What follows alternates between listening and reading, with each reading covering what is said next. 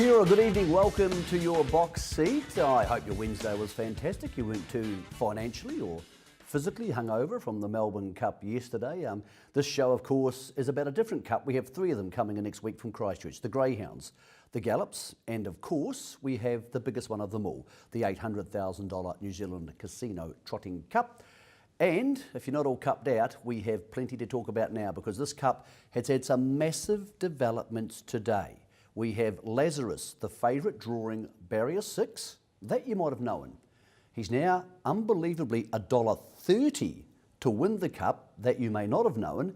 And what you almost certainly don't know is that not long ago, he ran second last in the cup trial. My good buddy Greg O'Connor was there. And Greg, as we come to you with the assistance of Sweet Lou at Woodland Stud, what do we make of that?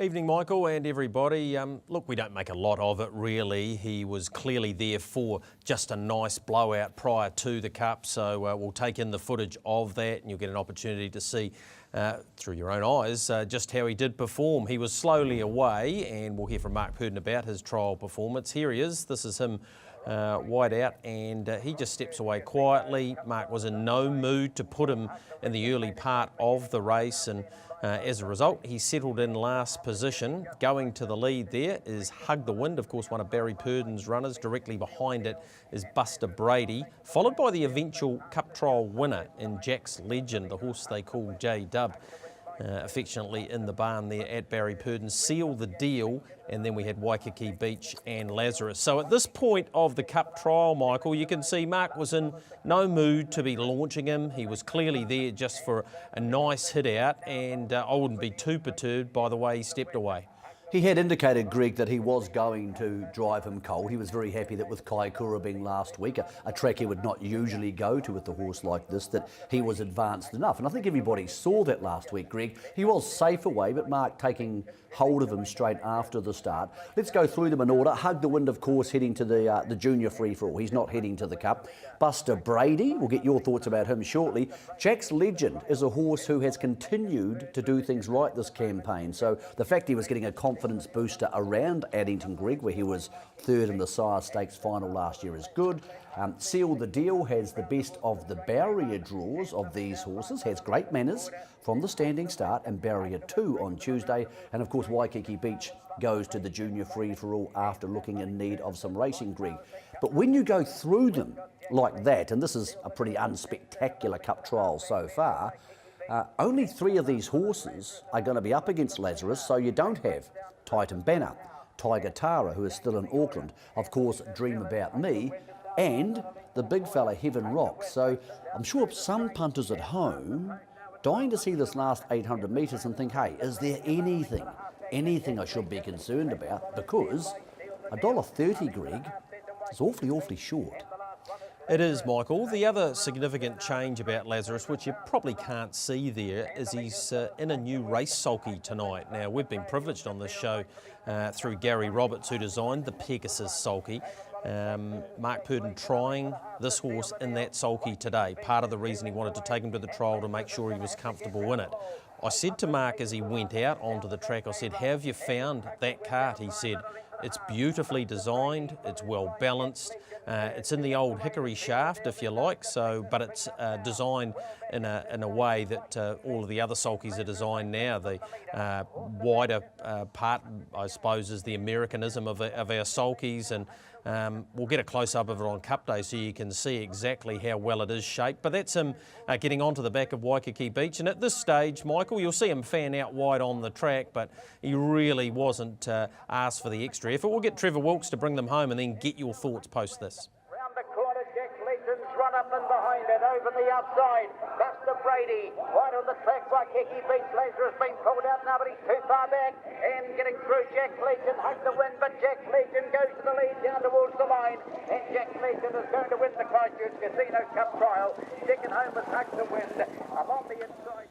Well, Greg, as fifth go, and it was more or less a third, he did, of course, run home very well, not ask for any sort of real effort. So, look, it's not, you don't lose any confidence, Greg, but I suppose when a horse is this short, and we are talking historically short at $1.30, I thought they might reopen him $1.50. The $1.30's really taken me back.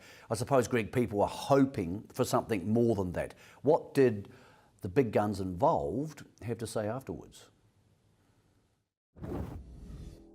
Barry, coming to the Cup trial, expectations met? Yeah, he went really good. Really pleased with him, Greg. Yeah. What about the way he's travelled down and his preparation for the Cup? Has it been exactly the way you've wanted it to pan out? It has.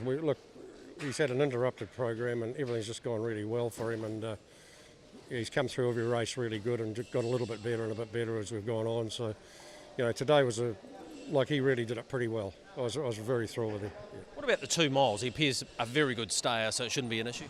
No, I don't think so, Greg. I mean, I really put him in the Cup on his run in the New Zealand Derby because he never got much of a run on that, and they went 3.6 and he was diving into the gaps up the straight, and I thought then, well, you handle that pretty well, you'll probably handle the New Zealand Cup. So as happy as you could be going into the big one? Yeah, really are, yeah. Everything's good. Will it be fair to say you're a grand campaigner when it comes to Cup preparations? What about Seal the Deal? How did he feel tonight? I was pretty happy with him, Greg. He just didn't, he sort of run out quite bad most of the way, so we're going to have to make a few changes. But other than that, he felt pretty good, really.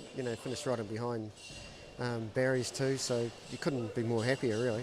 In terms of the Cup itself, he's one of half a dozen that in on the markers with the right run on a hot speed. He'll keep finding the line, won't he? Yeah, well, he won Rangiora Classic in that, and that was a huge run. He can stay. I'm sure he can stay, but it's like everything else, we probably need a tow rope but behind Lazarus, but, you never know in racing, we're in there and just have to hope we have a bit of luck. Mark, it's a Cup trial, so there was no prizes for winning it, but how did he feel? He felt good to me, Greg. Yeah, he was just there for a quiet run. I think he's done enough now, and on the watch, I was happy with him. Yeah, so in terms of his preparation, that was ideal in your eyes? Yes, that's right. Yeah, no, as I say, on the watch it was a good time, and I was happy with him. Mark, what does he do between now and then? I would imagine he has one more decent hit out. Yes, he probably have 2 hobble runs, and just a matter of ticking him over now, Greg. I think he's pretty right. So they've run 3:18 overall, Michael, home in 55 and 27.9 from memory. Look, he found that last 50 metres. You could see that he was hitting the line strongly. He appears to be exactly where he was last season and probably even better, and therefore, well, he deserves to be a dominant favourite, but very, very short, isn't he? Well, he is. It's incredibly hard to tell people to back him. I mean, they're winks-like odds, and a lot less tends to go wrong in a small galloping field than a 3,200 metre pacing race. That's interesting, seeing the old Hickory cart. So they've shaped the wood in that direction, Greg. I can't think I've ever seen one of those before. So I presume it's using the lightness and the flexibility of the Hickory with the strength of the new design. It's quite bizarre. I think it's a wonderful piece of innovative work by Gary Roberts, and that was one of the reasons we went to see him, Michael. And I was surprised to see Lazarus in that sulky tonight, but once I asked Mark, and he said that he felt the kart was beautifully designed and is a great kart to sit in. I think it's a real feather in the cap of Gary Roberts. But anyway, Lazarus is ready to go. There's no doubt about that. What do you make of Jack's Legend? Look, he was good. He's a horse who, when was Barry first told me he was going to go to the New Zealand Cup, I was a bit like, really? As we get closer, Greg, he's sort of in my top 5, top 6 because he's done nothing wrong. His standing start manners are great, and as Barry said, he's a proven Group 1 horse. He won the Jewels. He's $35, but probably more. We want to look at him as a decent sort of a place chance. Zachary Butcher drives, of course. He got off the horse today and said he couldn't have been happier the way he felt. So, all things being equal, he's a bona fide first 4 chance. Is he a winning chance? Well, like most of the others, they're thinking they can't beat Lazarus. But as a horse race, at the end of the day, Michael, we need to speak about Imola and the fact that it's in the field. There's a couple in the field at very long odds. It's one of those and has come off the unruly. Of course, Robbie Burns is in the race as well, and he is on the unruly. They're very long odds, these horses, and I suppose from a club's point of view, it's getting to a point where the old threshold of needing 10 wins to get into it. Last season we saw Moonrock in the Cup. This year we've seen Imola. It's sort of dropping the bar to some extent. Is that how you feel? I feel worse about it. He shouldn't be there, Greg. Simple as that. He's not good enough. He hasn't proven he's good enough. He hasn't proven that he deserves a Cup start. This is our Melbourne Cup. This is our Melbourne Cup. And you don't just drop horses into the Melbourne Cup unless they're performed at the highest level. Now, there's a lot that goes into this and there's a lot to dissect out of it. You expected him not to be in the field. Now, if he wasn't drawn in the field, then there would have been one front line. By putting him into the race, and we'll talk about that in a second, you've forced a second line to be drawn because the 3 unruly horses, Greg, are going to be drawn unruly. So they're out of the draw. Dream About Me was the second place favourite for the New Zealand Cup, an Auckland Cup winner and a legitimate chance. Now, one horse was always going to be unlucky in the draws, and she had the 9% chance of drawing the second line. She may still win the Cup. She may still get the best run in the Cup. I don't know the answer to that. But the fact that a horse who is basically there to get back the acceptance money has forced her onto the second line, I don't believe is right. Now, here's the story with Imola, and I spoke to Gavin Smith today. And I respect the fact that the owners have paid $2,700, Greg, and their best chance of getting that money back, their only chance of getting that money back, because if they pull out today, they don't get the money, it's gone. By going around in the Cup, they pay another $11,500, they get back about $15,600. So they make about $4,000 on the deal by paying the last payment and going ahead. So, Greg, it makes financial sense. But, so they have done nothing wrong. Gavin wants to do what the owner wants to do. He's employed by the owner. The owner wants to start on the Cup. That's his choice. He's paid his money. Who's at fault here is the club. The club should have said, no, you haven't won a race since last December at Rangiora on the grass. You've had 5 attempts this season, hasn't won a place. You're not good enough to be at the New Zealand Cup. We're protecting this race because it's our Melbourne Cup. And they should have done the same with Moonrock last year. But at least Moonrock, you knew he was an open class horse in the making. Now, you still can't just, Greg, say to everybody, because the TOB's told us the more numbers we get, the more turnover we get. Well, that raises a really dangerous question. That was 14 horses that Imola gets in. What say somebody nominated a claimer as the 15th horse? Or what say they nominated a horse who had 175 starts and won one race? Does he get in? And if he doesn't get in, if you still believe there's discretion, Greg, should that discretion have been used to say to Imola, look, mate, thank you. We don't want you in the race. We appreciate that. Even if you give them the $2,700 back, I couldn't care less. And you go around in that race where there's a good race for you early in the day. As I said, I understand why Gavin and I understand why the owner have done this. This should be taken out of their hands. The club should not be letting rating 80 horses who are clearly not open class, Greg, start in our greatest race. It's wrong.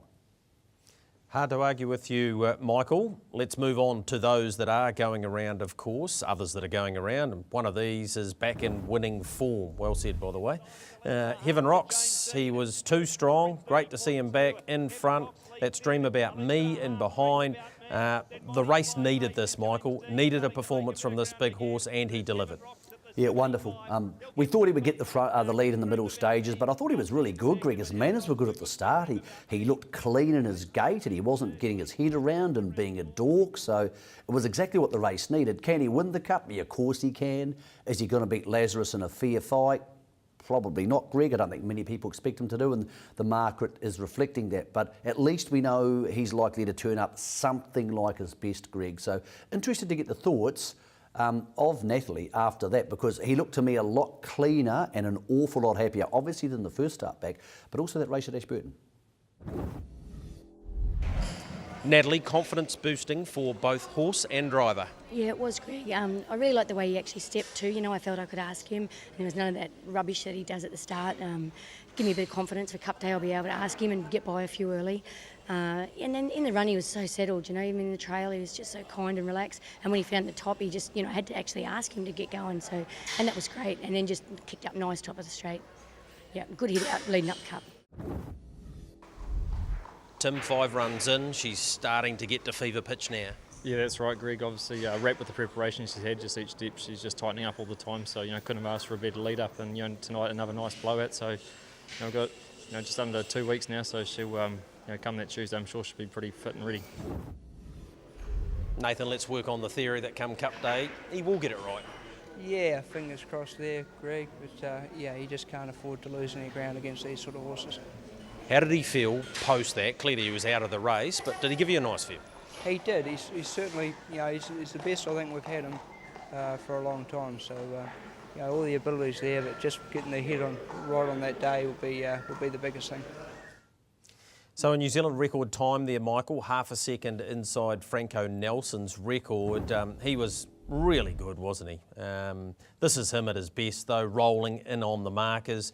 He's going to have to work around the entire field and getting the front. I suppose the question is, if Lazarus is in front, will it be there for him? That's the entire question of the race, Greg. I think nobody doubts, unless Lazarus is slow away or even gallops, that he'll be leading with a lap and a half to go. If Heaven Rocks comes knocking at that door, can they afford to hand up on a $1.30 chance? I don't think so. I mean, I know you think it's possible, but last year he went 3.53, Greg, at that speed. Is a horse really going to attack you? I don't think so.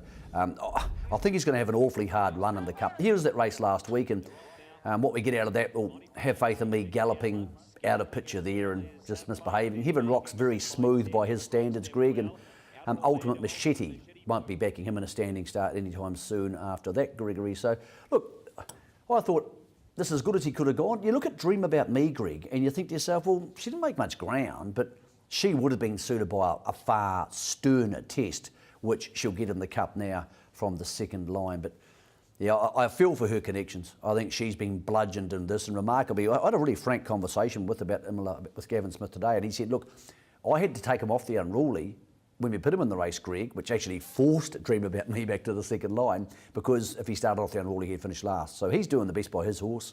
We're not going to rave on and on about that. Greg, a horse who's a Group 1 winner, and of course has been placed at the highest level, Group 1 over 3-2 at Addington's, Maxim. I wasn't sure he'd make it to the Cup, but on Friday night at Alexandra Park, he absolutely cemented his place. He flew down today and he flew around the bend here. Driven with a sit, Mango drove him awfully confidently, and he's very, very quick in circumstances like this. Here's Aaron White and the Northern Cup contender, Maxim. And he rips away. Maxim back into winning form. Brilliant win. Stablemates Max Factor, Lusty Max second and third. Then Mr. Euroman, Joe's Dream. And 321 overall. Here's Mango at his best, swooping down the outside. He's a neat little horse. He's had all sorts of issues. He's now down here in Christchurch, domiciled at Toleman Lodge at Ken and Tony Barron's barn there. Spoke to Brent tonight, who drove Hug the Win in that Cup trial. He said, look, I'm really pleased where he's at. Bit crawled by the draw, although he can hit his hobbles very quickly, Michael, and drawn out wide there. Brent was hoping that he might be able to slingshot them, get in on the markers, because he's probably, one of 4 or 5 that if he sat through the fence and a hot speed, he might run on for 4th or 5th, and they'd be absolutely delighted in the top half of the field. Also, he does have the bonus that at least 2 or 3, maybe 4 of these Cup starters aren't going to go to the free-for-all, Greg, so that stacks as a nice race for him. I think a lot of these horses, Greg, are in the same position. They are good enough to run in the money if they sit 3 or 4 fence, and I think a lot of people will be diving to the marker pegs really quickly, expecting Lazarus to be in front at some stage. Tiger Tara is a horse who might be slightly different. He's a very brave horse, ran second in the Cup last year, these days trained by Kevin Pizzuto. Here he is, last week at Menangle, Saturday night. Had to sit parked, not a super quick mile, but he often shuts up shop the last 200 of his races. Watch the last 100 here as Fred Hastings calls him home, very strong to the line. Tiger Tara, here you come, New Zealand. We're coming to get you. Tiger Tara goes home to score and beat. In second spot, McDoro. They were lined up for third. You had. Didn't beat much on that occasion, Gregory, but I must admit you can't do much more than win. He's got a tricky barrier draw, but there's a lot of speed out wide. Greg, I need to ask you this question, because we seem to see a lot of horses that leave New Zealand in the Kevin Pizzuto colours, and he seems to do a great job with them. But what do you know about Kevin Pizzuto? Because we know plenty about the Gary Halls of the world and the Andy Gaths and the Luke McCarthys. I must admit, I've been to Menangle probably 100 times, and I don't think I've ever met him. Never run into the bloke, Michael, to be fair to say. So, courtesy of you and Greg Hayes, of course, from Sky Channel. He's been out and about for us last week, so let's find out a bit more about Kevin Pizzuto. Kev, Tiger Tara tonight. Last run before he goes to New Zealand, you must be happy with how he performed. Yeah, no, he went massive. Couldn't ask any more of the horse. And Todd looked after him, didn't knock him around too much. You haven't, obviously the way he's racing and the fact that he's winning all his races, he's drawing bad every week here at Menangle, so he's forced to do it tough, but it doesn't look to be knocking him around at all. No, eventually it will get to him. We didn't really buy the horse to do that to him, so we're going to try to find somewhere else to race him maybe when he comes back to Sydney. we bought him for a stallion, for a breeding prospect, and I don't think he's getting a chance to run the true mile because I want to get him down to 47 and he can do it. He's a horse that looks to, he's ready to run a really fast mile, and hopefully we get a chance to see him do that. What made you to go back to New Zealand to contest the New Zealand Cup? Oh, well, he's better over the distance. He's not a true miler, but because he's got the ability, he's starting to learn the speed, and I think he's a lot better this preparation than last preparation that I had him. Is it tough taking a horse from Australia to New Zealand? Have you ever travelled? You've obviously taken horses across the country and competed in Perth, but what about taking a horse to New Zealand? Is that a concern for you? No, I don't think it'll be a concern with that horse because he's just a great eater, and you got to have the right horse to travel with too. So definitely he is a horse to travel because he's such a good doer and he is a great eater. What about you? How did you get involved in harness racing? I've always loved horses, and when I was a kid, I actually got kicked out of school. My dad pulled me out of school at a young age because I was in too much trouble, and a teacher actually hit me, and then I knocked him out, and he got the sack, and my dad said I've had enough of this and pulled me out of school. I wanted to actually be a jockey, but I was too big, so then I got into harness racing with Maury Sellums when I was real young, and he taught me a real lot. He was a good man. He's actually deceased now, God love him, but yeah. Then I've been with a couple of other trainers, Michael Doltoff, Darren Binsker for a little bit in there.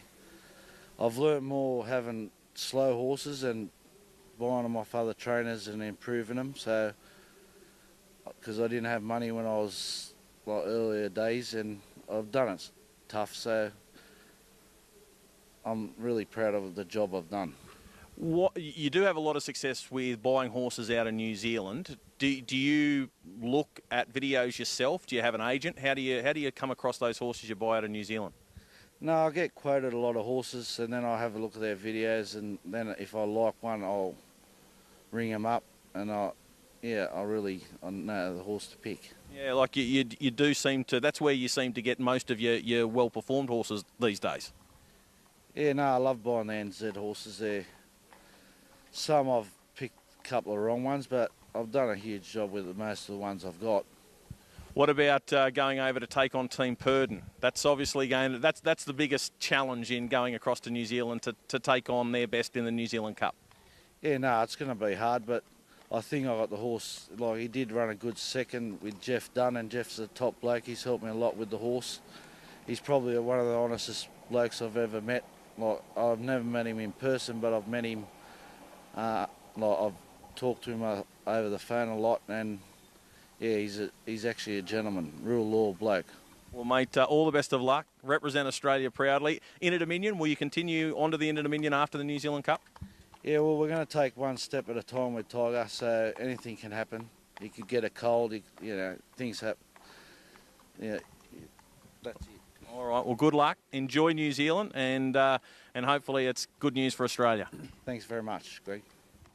So there's a bit of an insight into Kevin Pizzuto. A couple of things there, Michael. With his win the other night, he went over $1 million. So $1 million earner now, Tiger Tara. And I won't be bagging his horse if he did that to his teacher all those years ago when he was at school. No, Kevin, we think your horse could win the race. We've had enough Agrofin trainers in the past. Thanks to Greg Hayes for getting that insight. And Kevin Pizzuto puts a lot of money, Greg, into New Zealand owners and trainers' pockets. He buys horses from here all the time. Great to have him come back, adds the Australian influence to the race. Todd McCarthy will drive the horse, Greg. It's an absolute no-lose for us. Adds another set of colours, and a horse who may put some pressure into the race, Greg, or even look for an early lead if he can step quickly. So really good to have him here. Obviously a guy gets a bit nervous in front of the camera, but he did a really good job for us there, and look forward to meeting him in person on Tuesday, Greg. So let's look at this cup market. This came up about an hour ago, and I was jaw-droppingly stunned, Greg, when $1.30 came up. I can't see anybody's going to want to take that, but I understand the bookies obviously have massive liabilities. What was also surprising was a couple of 200s, 250s. I mean, these are very rare numbers. 111 for Seal the Deal. These are rare numbers, Grego. I think a lot of people are going to look straight to the place markets because they'll be reluctant to take $1.30 unless it's in multis with Lazarus So with the place markets, Greg, I thought the real standout on the place markets, we can't see it there, is Titan Banner. Very good manners, very good standing start horse. We know he's been racing superbly all season and third in the race last year. $4.50 for a place. I thought that, Greg, was very, very backable, even though there had been some concerns with him being a bit sore or a bit niggly after the Kaikoura run. Yeah, that's right. Spoke to Graham Anderson about that, Michael, and they iced his knees after that. He said that's not unusual for this horse, but he found the flat surface at Kaikoura, as it had been the previous 2 seasons, a bit more of a challenge than perhaps they would have liked leading into the Cup. So he's worked overtime to sort that out, but yeah, I'm with you.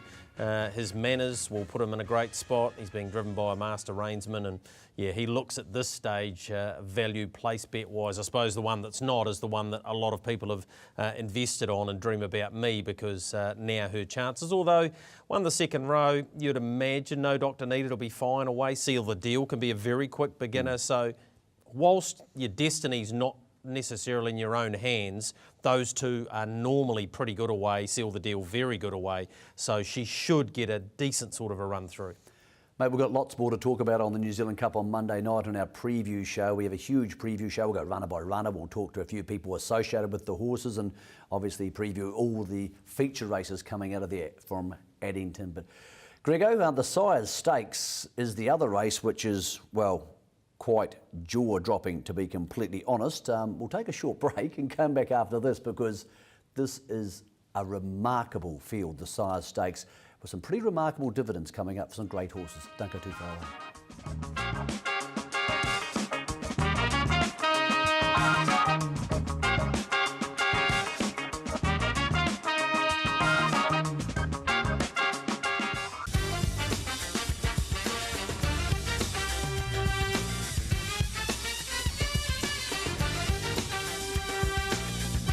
The Sires Stakes has an amazing history in this country of producing horses who go on to greatness. I doubt we've seen a deeper Sires Stakes than the one we have coming up on Tuesday. That field shortly. Here's the final heat. Ultra Maestro leading and running time the other day. Spankham, you thought here on the outside was going to get him. He didn't. Half a length on Spankham. Alta Maestro lifting. Spankham driving. Alta Maestro just in front. What a win! Alta Maestro has outstayed Spankham. What a race. Third's a photo. We know how good he is. He's always been a fantastic speedster, but that was a one hell of a performance. Let's hear from the people involved with the big guns behind the first 3 finishes in that Sires Stakes. And I tell you what, it's pretty hard to make a case that Spankham should be quite as short as he is for the Sires Stakes, considering he's been beaten in both starts this season. Let's get to the connections. First, Ultra Maestro. Congratulations, Robert. Mission accomplished, getting him into the final in sensational form. Yeah, that was the first thing really to get into the final, and you know, we went about a plan this year, Greg, to try and drive him back. Dick said he's awkward, you know, like he just hasn't learnt to settle, and even tonight he said the same again. But yeah, we got the first part it was getting the final, but to win it was super. 2:17 at night.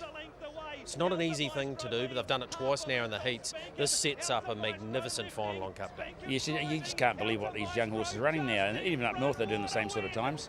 King of Swing and when he's on the front end, so it's going to be great. I think one of the strongest finals I've seen for a long time. Where are your confidence levels, Robert? Because you're going to be taking on a Sea of Blue and those Northern Raiders, so the barrier draw is going to be crucial. It's crucial to him.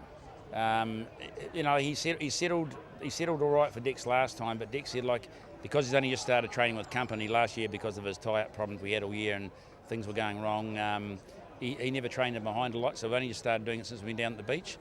And Dick said that he got flat-footed and didn't really know what to do. So at the moment he's a powerful front runner and he's got brilliant gate speed, and that's the way to drive him. And he's capable of probably going a bit faster than tonight. Dick said he actually was doing it easy. He said if he learns to relax during the running, he said he could probably pick up another second, and that's pretty quick. Mark, you got a beautiful run through from the second row, and he looked the winner at the top of the straight. Yeah, he just got tired the last 100, Greg, and you know, although I got a good run through, I had to burn hard just to cross those ones inside me early, and that took its toll a little bit, but it's his second run and they've gone a record, so you've got to be thrilled with him. And confidence levels going towards the final. Well, we know he's a Group 1 performer. Absolutely, you know, and he's had 2 bad draws and gone 2 close seconds, so you know, he's, you know, hopefully a good draw on Cup Day, and he's got to be very, very hard. Well, you said he'd taken the next step, and on that performance, he clearly has. Oh, he was very good. I thought, Greg, you know, had to do that fair bit of work early, just couldn't match him early with the speed on. Yeah, but I just thought he went a super race, like to sit up park there, and he didn't go down by much, and I think he'd be better, strip fitter horse for the run. 153 mile rate, very similar to what Chase Auckland did in the previous heat in the South Island. So the depth of this series is immense. And of course, Michael, we had on the undercard, a couple of races later, Chase Auckland and the Devil's Own. We'll get a chance to see them. They went about a second and a half, maybe even a little bit more. They actually went 2:18.8, so 1.8 seconds slower than what the 3-year-olds went. But he was very good, Chase Auckland. He's been cruelled by the draw. He's won the second row. And saying that, you know plenty about King of Swing. You can tell us how you think things may unfold once the gate leaves. But here he was, Chase Auckland, 4 from 4 and too good for the Devil's Own again. Well, in the Devil's Own, Greg, last season looked potentially our most talented juvenile. Spankham was the biggest winner, but the Devil's Own was a hell of a horse. Maybe he hasn't come on as much as we think, or Chase Auckland's just very, very, very, very good. Barrier draw 1 on the second line, as you said, he's going to need to be. Greg, I've got absolutely no idea what to make of this yet. It's one of those races where everybody will have their theories on can King of Swing lead from the inside, can Patch Delight cross him, Alta Maestro's out wide, does he go back at the start, which doesn't look a great way to win the race, to be completely honest. And Spankham's in the middle there, Greg. But look, Spankham deserves to be the favourite because of his big race record, but 3 starts in a row now, he's been in races he could have or should have won. He should have won last week, and he should have won the Jewels in Front. I'm not saying there's anything wrong with his defeats, but I don't want to be taking the price they're giving, $2.30 for Spankham, even if he's part of the Blue Army, because quite simply for me, that's too short, Greg. So Chase Auckland's got a great chance. All you need is faith has been outstanding in 3 runs this campaign, Greg. I honestly don't know what to make of this, Greg, because if somebody told me that Chase Auckland just came out of 1, I'd be happy to believe that. But the Brooklyn Brawler, Greg, is obviously the emergency, so he goes to 1 on the second line. If King of Swing leads, Chase Auckland might be a moral, Greg. But as we've known from the past, the Sire Stakes is a race which is often upside down. Good barriers become bad barriers. Greg, I don't know what to make of it. What do you make of it? Well, I think it'll be the race of the week, of the whole carnival, and I've thought that for probably a month now, and I'm not trying to detract from the Christchurch Casino New Zealand Cup, but this depth to the 3-year-olds this season's been nothing short of outstanding, so it's going to take a fair bit of dissecting in terms of working out who's going to come off the gate.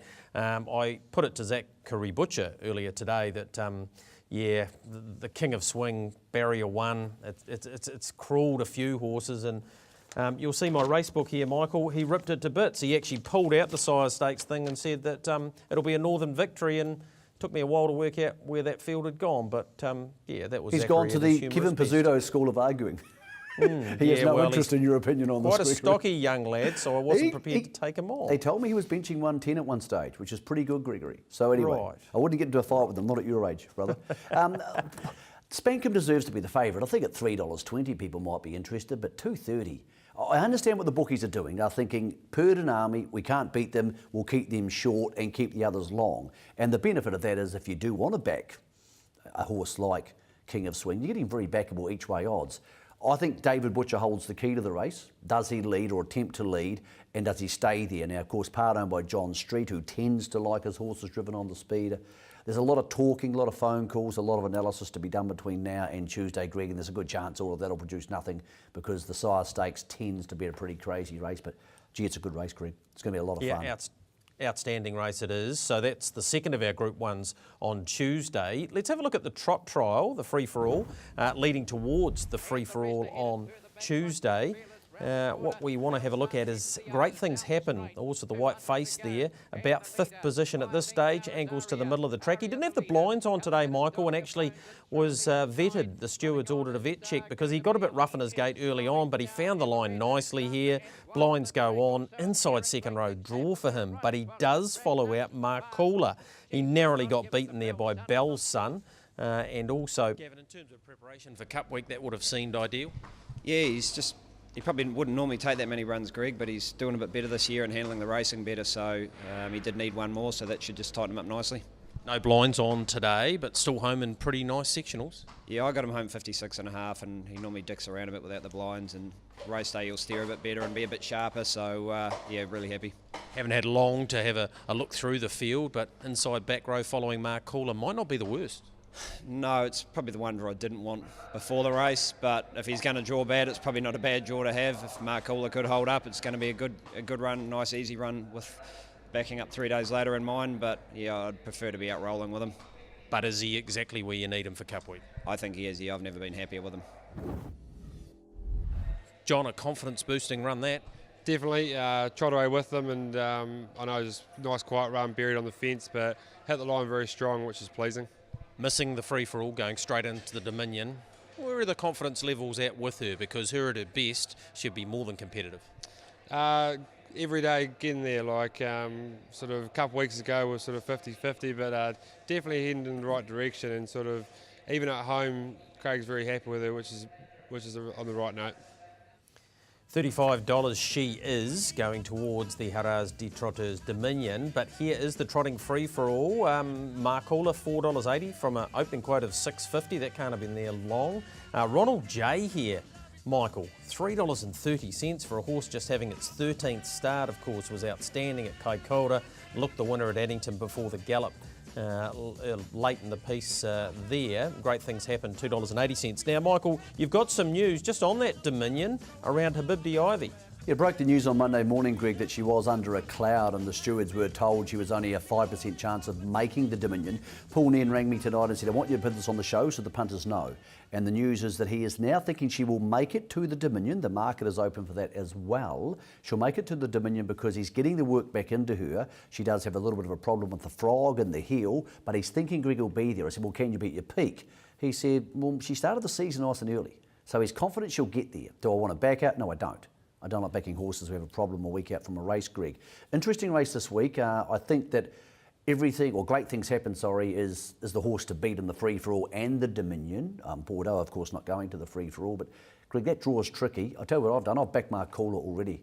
I jumped on as soon as the market opened, Greg, because I really, really like his barrier draw. This is the Dominion market, by the way. I think he's got a great chance of leading. He was excellent at Kaikoura. This is his race, the free-for-all this week. He led and it took Mon Bay to beat him last year. Maybe Great Things Happens and proved so much Greg could beat him. Maybe that's the way it is. But I do think that Ronald J spoke to Paul Nairn about him tonight too. He said he'll get off the gate well. I'm not worried about him galloping because I've had the winkers off. I'm going to put the winkers back on for Tuesday. He lost his way, just lost his concentration the other day at Addington, Greg. So there's the Dominion market along with that New Zealand free-for-all market. Greg, I think Mark Cooler's got a super chance. I know he's been a very hard horse to follow for the last 8 or 9 months, maybe longer, but he's got his chance to lead here, Greg, and it's not a very quick front line. No, he certainly has, and he's definitely getting a lot closer, isn't he, off the back of Ashburton, where he was okay and much better at Kaikoura. We need to have a look at the Sire Stakes Fillies series from last Friday night, and Al Mac, of course, 2-year-old filly of the year, beaten in the harness Jules.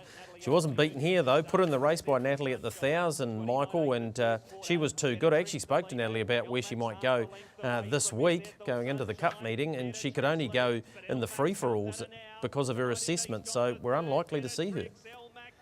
I thought she could have snuck into another race somewhere, Greg. I thought there might have been an up to 90 rating, but I suppose she won that. She started back as an 85. Maybe she's gone to a 95. I haven't checked her rating, to be honest, but I know they thought she might be a run short there. She was very impressive, very strong to the line. Clearly she's come back in superb form, and Greg, there's plenty of good 3-year-old fillies around in both islands, but I think at the moment her and Dizzy Miss Lizzie are the top seeds. What Dizzy Miss Lizzie, did she have an issue after the Jules, is that correct? I think that was the case. In fact, I spoke to Nigel McGrath, who we'll talk about a little bit later on. His team's been depleted, really, going into the Sire Stakes and, of course, the Cup. He had 3 or 4 runners for each of those, and off the back of some pretty horrid luck, he's only got 1 horse going around for the New Zealand Cup day. He'll have a few more on show day, but just on the rating, I think she's about an 83 LMAX, so yeah, I don't know if that was a standing start race, I think, that she could have gone into, Michael, so wouldn't have been ideal. But anyway, she's back and she was too good, an All-Stars trifecta there in 2:22, so a very nice run there. Wherever she goes, she's going to be hard to beat, and that was the case last season too. Talking Michael, about Ronald J, Gregory, of course, good to see the new CEO of Addington, Peter Jensen, actually owns a share in Ronald J. I'm always encouraged when the people who take over race clubs actually have some serious skin in the game, and particularly with a serious horse. So wanted to find out more about the man. We sent Hazy out to talk to Kevin Pizzuto. We sent you out to talk to Peter Jensen. Well, Peter, prior to your appointment as CEO of Addington, you certainly haven't been foreign to the racetrack, and how are things settling in? Yeah, I'm really enjoying it, Greg. Great team here at Addington, as you know. I've been racing horses for about 20 years, so I've always had a view on what I like and what I don't necessarily like about the industry, so really good to have an opportunity to contribute. Tell us about your background and what you've been doing in the last couple of decades to fit you for what is a pretty prime position, isn't it? Well, I've been in senior management roles for around the last 20 years. In the last 10 or 12 years, I spent 4 years at Skellerup, working around the world, looking after 9 of their business units. I spent 6 years as the CEO of Spanbull, a local construction company here in Canterbury. The last 18 months at Southern Response, and then the opportunity came up here at Addington, and it was too good for me to refuse, so here I am. Racehorse ownership, you talked a little bit about that. You're involved in a pretty smart trotter at the moment in Ronald J, so that'll just add, I suppose, to what is already going to be a big week for you. That'll be a nice piece of icing on the cake, so to speak. Well, Greg, I went to school at Hillmorton High School, for those who don't know, which is just down the road from here, and I used to wag school to come to Cup Day, and I've dreamed for 35 years about having horses good enough to run on Cup Day. So to have a horse like him, and I've only got a small share, but it's really exciting, and I recommend horse ownership to anybody. What about the preparation for the Cup? I know you've been only here only just over a month, but you must be looking on at all at some of the work that goes in behind the scenes, because it is a massive operation. Yeah, our team do a fantastic job.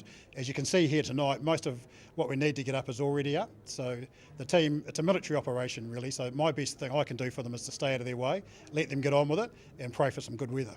We look forward to your involvement not only on Cup Day but over the years at Addington and on the box seat. We'll certainly be using your expertise and information as well. So good luck to you in the upcoming couple of weeks, and welcome aboard. Thank you, and thank you for your support from Trackside.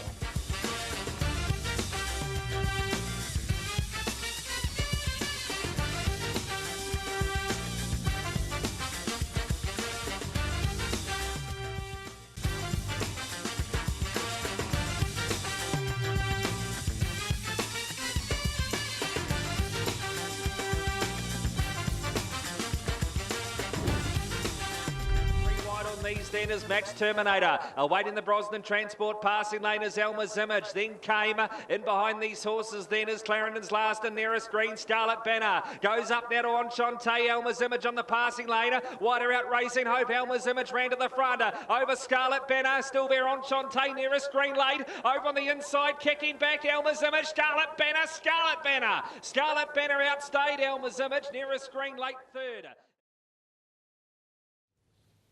So that was Scarlet Banner winning, not Mongolian Hero, which we wanted to see. But anyway, that's no big deal, Michael, because this horse had no luck at Kaikoura. Got knocked over at the start, and he, well, was too good for them there in a very good time. Paul Court has set him for the Cup Carnival, and on that performance, he can be more than competitive. And what we're showing people, Greg, is that Gavin Smith is in good form, heading into great things happen.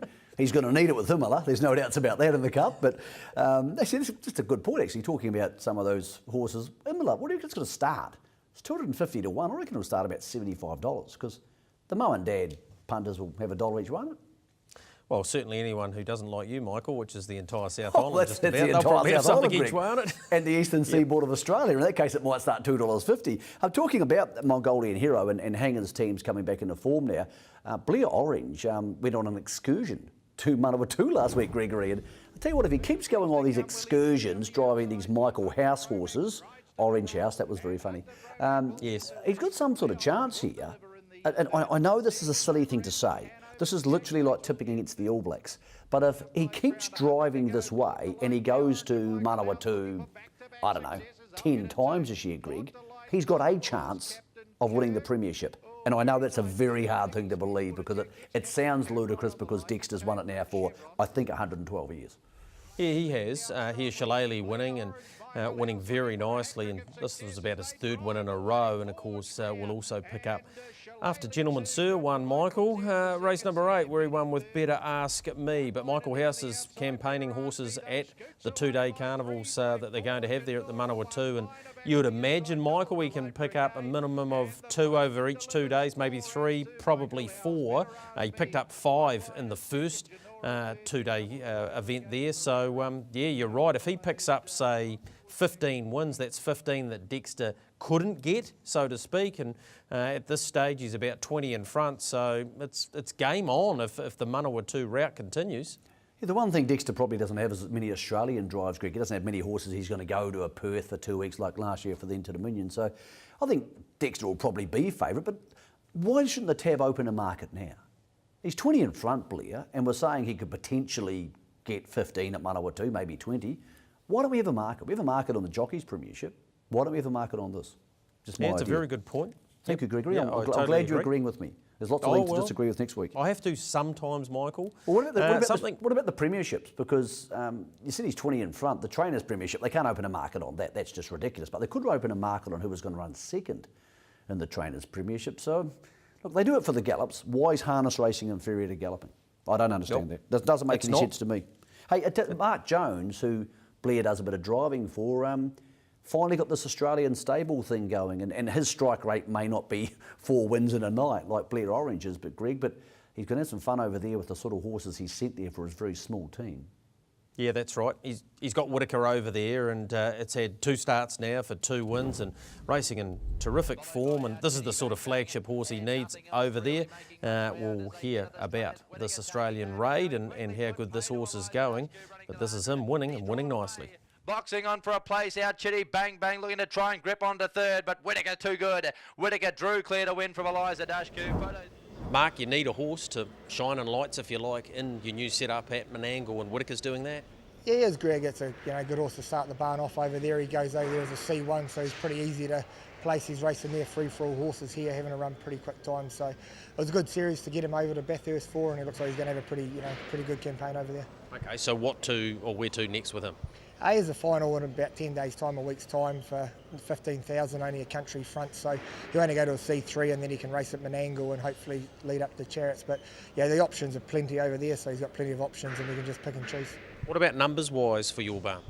Yeah, we've got 10 there at the moment, 5 of mine and 5 of Ashley, who runs the barn, and yeah, there's options for plenty more to come. And it's just one thing we want to work with the owners and trainers in New Zealand to get the horses and give the owners and the trainers the money back, so they bring the money back to New Zealand and not over there. And the dollar's pretty good at the moment, makes it helpful. And I don't want any new owners out of it. We can get more horses and their money comes back to New Zealand. It's even better for everybody. So it's a good option for my owners. It's a good business decision for us. And if my owners are making money, so is our business, and everybody's happy, so they can reinvest.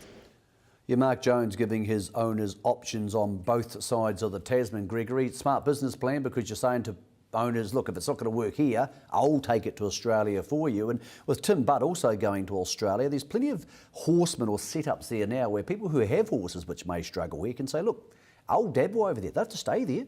No, Dr. Nita went there last year and he's come back for the Cup this year. So it's good to see them there, because it gives owners watching this show just a few more options. That's right, and he goes around at Bathurst, just having a look there. 3 the back row, race number 5. It'll go at about 10:30 New Zealand time, so we'll certainly look forward to see how he goes in that final. Whitaker, pretty talented horse. What about Tim Tetrick? Michael, he's been doing it again, and, well, his record is quite unbelievable. It is. 10,000th career victory at Harrah's last week in Philadelphia, not the most glamorous track in the world. And here he is, Timmy T. The remarkable thing here is, I don't know how old he is, Greg. I think he must be early 30s. I know this sounds ridiculous, but he could potentially win 20,000 races. if he kept going at the same speed for the next 10 years, also last week he drove, talking about old fellas, Christened Me, Greg. Good to see the old fella doing the job over there. And look, he was probably finished here as a major big race prospect, Christened Me, but he's getting beautifully looked after, obviously, and he's winning, and Timmy T drove him as well. So two of the greats there together, Greg. Timmy T, who you wouldn't know what sort of numbers he'll end up with, but I think Hurley, he might get to 4,000 here. There's potential Dexter could get to 5,000 if he sticks around, but they're going to be a lot shorter than Timmy T, that's for sure.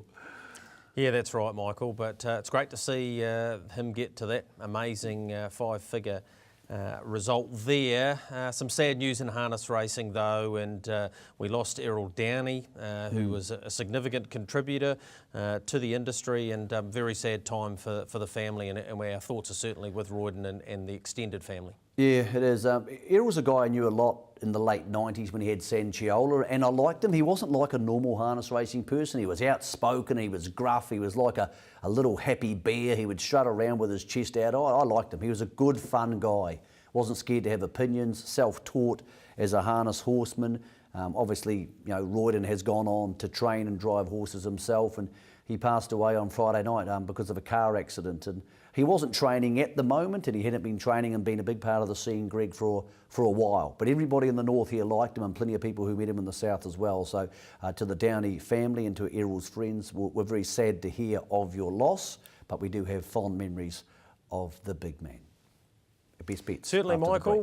We'll take a short break here on your box seat, of course, with Sweet Lou standing at Woodlands. When we return, we'll update where things are in the big bets, of course, and give you a couple to back this week. Stick with us.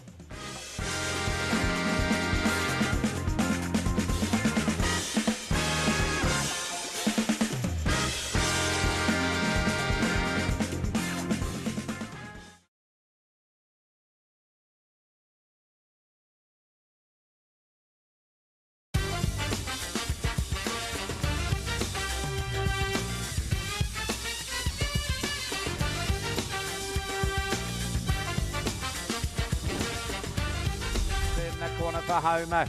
Maverick has gone to the front over Young Conqueror. Down the outside, My Wee Man with a dogged sprinters trying to gun down Maverick, and he's doing it too. Maverick on the inside, My Wee Man on the outside. Maverick fighting hard. He is clinging on in, I think, Maverick. Oh, it's tight. Maverick, My Wee Man, third in a good lineup. Might be young. So Nigel McGrath gets the business done here with Maverick, of course, beautifully bred. This one out of Kate's First, and yeah, Nigel, of course, did his early learning under the master trainer in DG Jones, and he got over 1,000 wins. And Nigel, incidentally, is up to 476 driving-wise. Of course, he got the Quinella there to boot, so he's been at the top echelon of our horsemen for a wee while. That's quite a milestone. He won his first race training-wise, Michael, back in 1999 with a horse called Lasting Vance. He also won one with Dresden Baby on the same day at Westport. He's won plenty of big Group 1 races, and yeah, he continues to deliver the winners at a very good strike rate. Greg, he has an eye for a yearling. That's the most important thing he's got. I mean, obviously he can train, but there's plenty of people in the game who can train. A lot of people can't buy yearlings. Bloody hard thing to do. He does it well, and he does it well a lot, which gives you the options to sell and buy and do lots of other stuff and train them as well. So yeah, he's going to end up winning a big cup one day, Greg, but not this spring. Things haven't gone quite the way he wanted, but yeah, he'll bounce back, no doubts, and he's got plenty of good horses coming through. One good horse we're not going to see anymore, my friends. You broke the news tonight that Stent is Kaputski. Our old friend Stent, the $1 Million Boy, won a Great Southern Star, of course won a Rowe Cup. We'll show you that now, beating Master Lavros.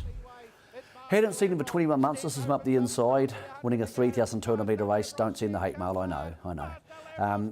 Greg, he was just a wonderful horse. He was a likeable horse, and he's trained by likeable people, and Colin and Julie, so you felt good when he won a good race. But I sort of thought this comeback was going to be bloody hard work for him, and it's proved to be that way. 21 months off the scene, fifth at Ashburton. He's now gone sore, I believe, in the other league. Yeah, and that was the hardest thing for Colin and Julie. The bad league was looking the best it ever had, and unfortunately, we won't see him on a racetrack. There's Trevor Casey, who was such a loyal fan, of course, the owner of the horse, and 30 wins he had, over $1.1 million, and one of the fastest in a straight line trotter that I've seen. So it was great to be associated with him. Sad not to see him at this carnival, because I'm sure he would have been very competitive, that is for real. What about around the country, Michael? Where can we head leading in to the biggest week in harness racing? You know, they race for $1.3 million at Addington on Tuesday. Forbury Park, 8 race card there, $5.54 the start time, $25,000 fast track insurance pick 6 there. Heading up the island, Rangiora, got a twilight meeting there, $2.44, 11 race card, lower grade race meeting there, with the Cup only a few days later, of course. $25,000 in that pick 6 at Cambridge, $5.27, where Michael Guerin will find his best bet of the week. Wyndham, now here's a go.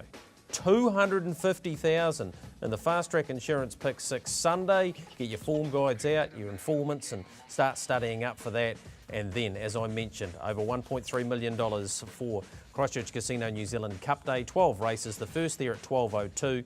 Importantly, we do have the preview show, 11 o'clock in the morning on Tuesday. That will start. Craig the Whale Thompson will be there for that. And, of course, for our big Cup preview box seat on Monday night, 7 o'clock live out of Addington. We'll be heading to the Yoldhurst Hotel, where they've got the Calcutta on. We'll have some guests there too, Michael, so plenty to look forward to. What about best bets for this week? Yeah, let's not mention last week, Greg, because I won again with Gentlemen Sir. Yeah. And I know some people in Canterbury are very concerned or haven't been nice to you on the show recently, Greg. Well, that's KP's job to be nice to you, Karen, your wife. It's not my job to be nice to you, Gregory. I'm going to run with this. I'm leading 3-2. I'm going with Kiwi Tintin. It'll win at Cambridge, Gregory, and I'll be winning 4-2. So there you go. Oh, that'll be fantastic. You don't think the Fixer will win the Junior Free-for-All? That's good. Kiwi No, actually, I Tintin don't. will pay. I think it'll get beat. Oh, good. Yeah. Good. I can't wait to rub that in your face in person on Tuesday. I look forward, mate. I can't wait to get Fantastic. down there. Gee, I'm looking forward to this whole week. It's going to be awesome, mate. So, yeah, thanks for the work at the Cup Trials today, buddy. And tell me, what are you looking forward to the most? Is it Lazarus stamping himself as our mini version of Winx, or the Sire Stakes? Which has got you thinking more 6 days out from Cup Day? No doubt. Sire Stakes. That's the one that I just can't work out, and I'm sure the punters around the country, there will be people scratching their head thinking, what are we going to do here? It's going to be a magnificent race, as the Cup always is. But yeah, really looking forward to the build-up now, Michael, because the next few days are going to be a whole lot of fun. Sure are, buddy. I'm going to be doing the Whale Watch the next couple of days. Catch it on trb.co.nz tomorrow. You can get that online or on social media. We're going to preview each meeting and, of course, that $250,000 pick 6. Thanks for taking the time to join us on the box seat. We'll see you around the traps. But, of course, our big preview show on Monday night starting at 7 o'clock as we count down to your New Zealand Cup Day.